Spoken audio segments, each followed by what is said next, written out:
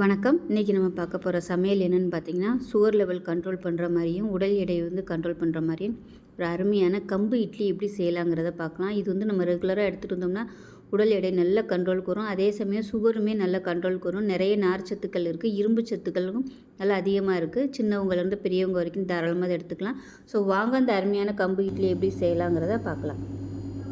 இப்போ ஒரு பவுல் எடுத்துக்கலாம். இதில் நான் இந்த டம்ளரில் எடுத்துருக்கேன். இந்த டம்ளரில் 2 டம்ளருக்கு கம்பு எடுத்துக்கலாம். இப்போ இன்னொரு டம்ளர் கம்பு சேர்த்துக்கலாம். இப்போ 2 டம்ளருக்கு இட்லி அரிசி சேர்த்துக்கலாம்.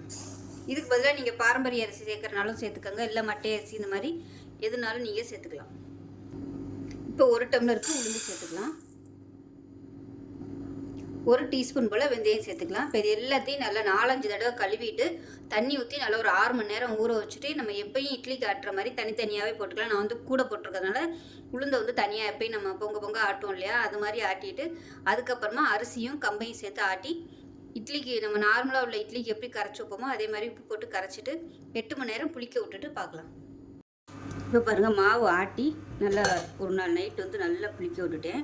3/4 டப்பா கிட்ட இருந்துச்சு. இப்போ பாருங்கள் நல்லா ஃபுல்லாக வந்துருச்சு. பக்கையிலே தெரியும், நல்லா மேலே பபிள்ஸோட சூப்பராக இருக்குது. நல்லா புளிச்சிருச்சு. இப்போ நம்ம இட்லியை ஊற்றிக்கலாம். இது இட்லி, தோசை, ஊத்தப்பம், பணியாரம் எல்லாமே ஊற்றலாம். நல்லா வரும். நான் இன்றைக்கி இட்லி தான் ஊற்ற போகிறேன். பாருங்கள், தண்ணி நல்லா கொதிச்சிருச்சு. நம்ம வச்சுக்கலாம். ஒரு 5 நிமிஷம் நல்லா வேகணும். வெந்ததுக்கப்புறம் பார்க்கலாம்.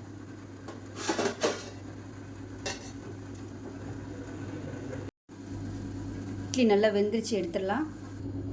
இப்போ பாருங்கள், ஆவி பறக்க கம்பு இட்லி ரெடி ஆயிடுச்சு. அதுக்கு கொத்தமல்லி, கருவேப்பிலை போட்டு ஒரு தேங்காய் சட்னி பண்ணியிருக்கேன்.